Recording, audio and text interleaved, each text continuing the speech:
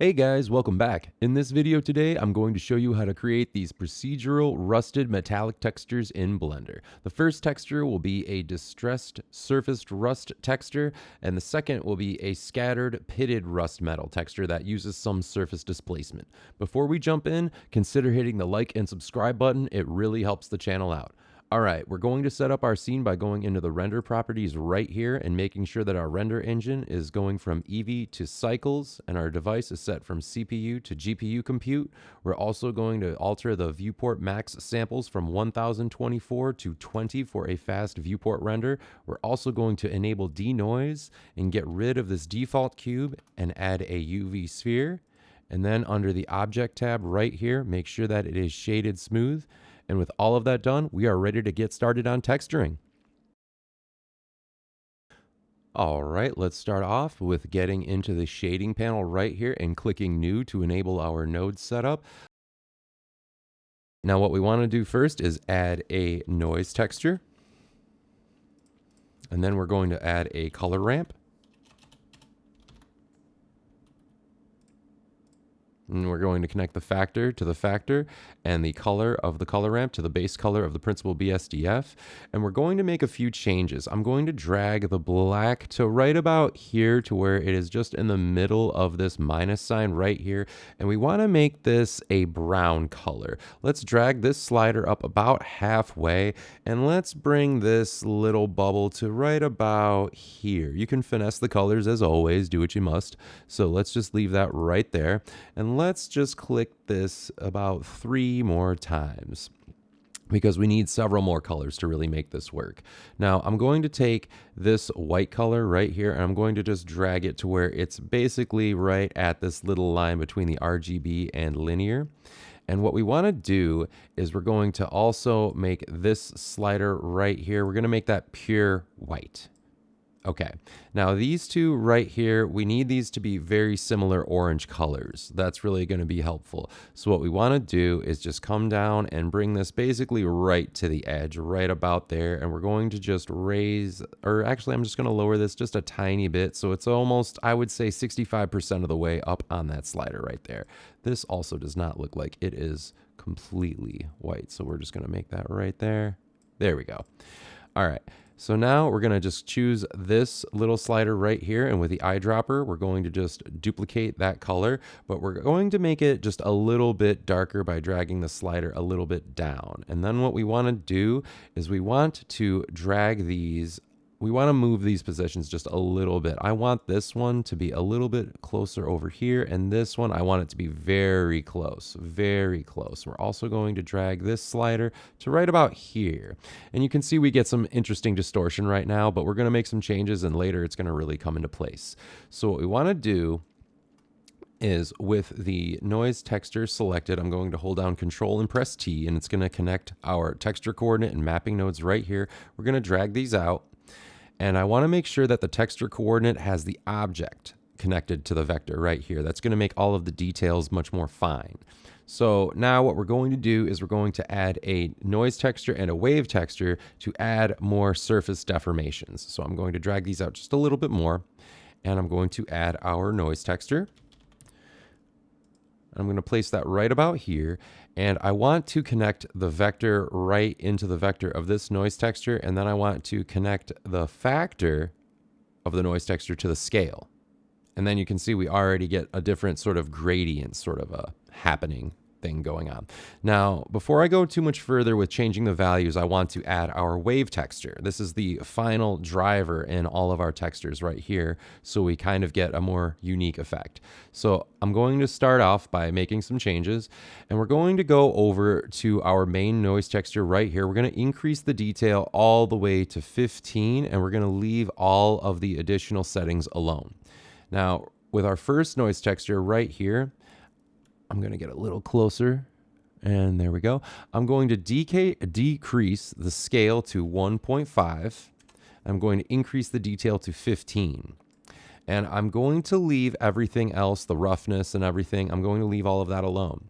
Now, Okay, now what we want to do is come over here to the wave texture really quick, and we're going to change the wave type from bands to rings, and we're going to make sure that the factor right here is not plugged into the vector, but the scale. That already gives it a much nicer look right there. And what we want to do is actually come down to the detail, and we want to decrease it all the way to 0. So, okay, with all of that done, we're ready to add our bump node. So let's just drag these out right here, and let's switch to rendered view so we can see how everything looks. Let's also make sure that our roughness is set to 0.225 and our metallic is increased all the way to 1. Then we can add our bump node right here, and we're going to connect the color from the color ramp to the height of the bump node, and then we're going to connect the normal to the normal right here. And then what we want to do is just change the distance to 0.03 and invert. We're going to enable the invert. And there we go. That is a pretty nice looking metal rusted texture right there, if I say so myself. So yeah, obviously you can definitely get into different settings, like changing the scale of the noise texture to make it more dense if you'd like to, or whatever you'd like. But if you like the way this looks, we are now ready to move on to the second texture. All right, we are ready to move on to our next texture. So what we want to do is add an additional UV sphere, and I'm going to move this a little bit on the x-axis and then again on the y-axis. And once again, we want to make sure that we go under object and make sure that shade smooth is enabled. And now we can click new to enable our procedural setup. And we want to crank the metallic all the way to the maximum, and let's decrease the roughness to 0.15. Yeah, that's pretty nice.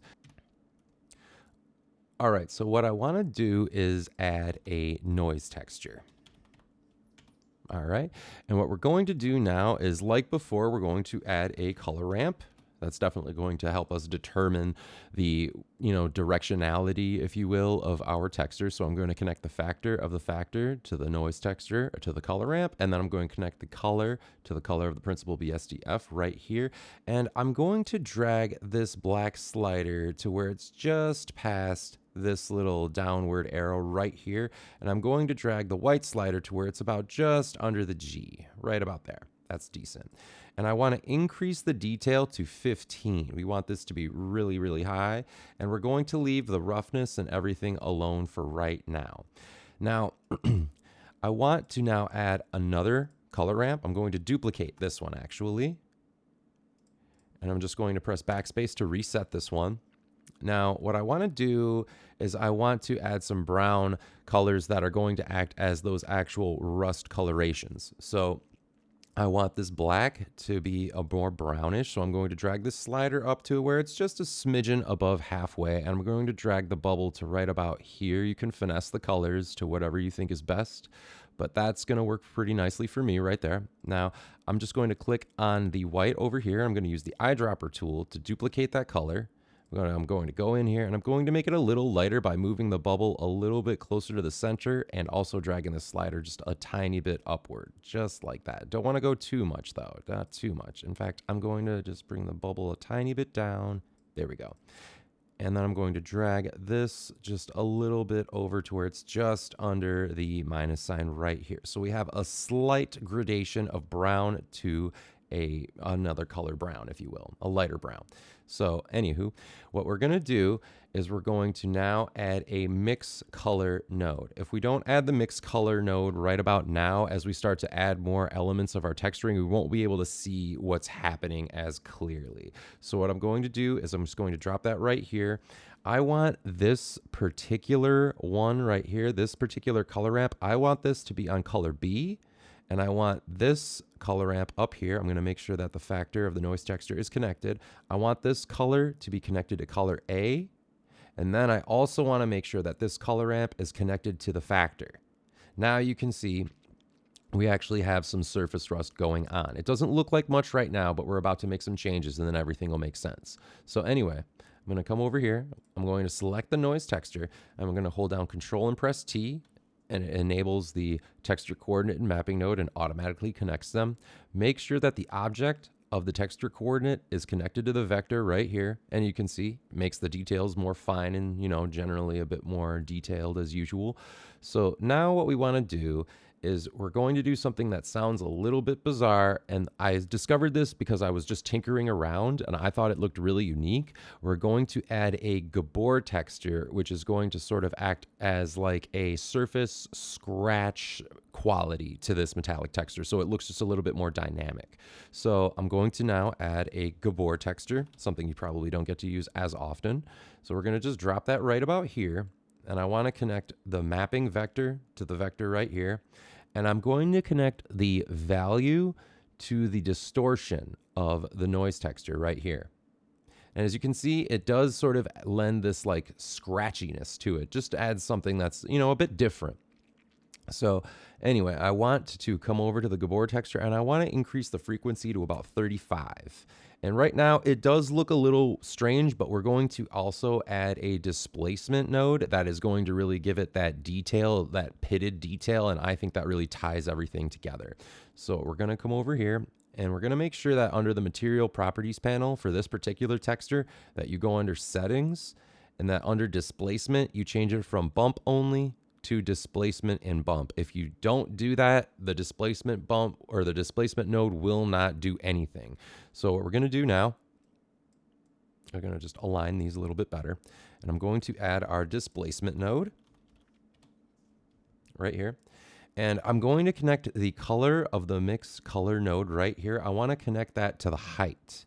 And then I'm going to connect the displacement right here to displacement.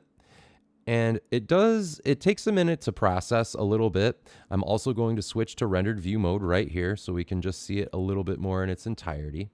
Now, if you want to add more detail to the displacement node, you have to subdivide the texture.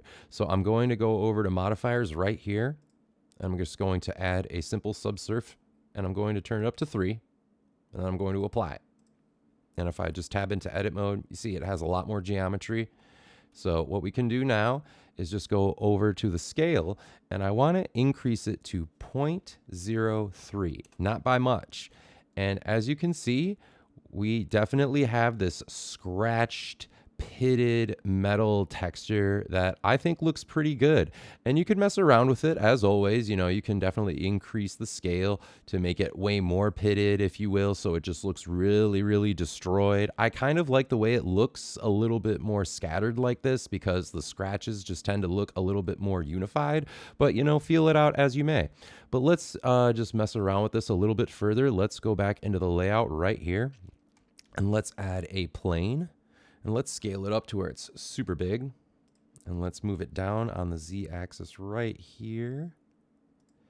And then let's just see about giving it the texture of this original material 01. Let's just do that right here. And we'll choose material 01. We'll click this page icon right here so we can make it its own independent texture. And it definitely needs to have the scale increased. Yeah, there we go. That's better. Let's press 0 on the numpad to take a look at how everything looks. Let's increase this to about, I think, let's go with 15. Yeah, 15 looks good. Yeah, let's maneuver these two a little bit right here. Yeah, right about there. Those look good. Yeah, and let's duplicate this light a little bit and move it on the x-axis. Let's duplicate both lights and rotate them on the z-axis so they surround everything. Right there. Let's check it out in camera view mode. Yeah. Those are definitely procedural rusted metal textures. I think those look pretty good. Yeah, I think those definitely look like procedural metal right here. Let's just increase the samples to a little bit, to about 50, to make it a little bit more clear. Yeah. So I hope this tutorial helped you guys out in your creative endeavors. I hope this helped you out in your projects. Leave a comment below. I'd like to hear a little bit more feedback about what you thought about the video. Consider leaving a like and hitting the subscribe button and checking out some of my other content. I've got more tutorials coming around. So yeah, man, I hope you guys have a great weekend and just create something awesome. Have fun out there. Take it easy.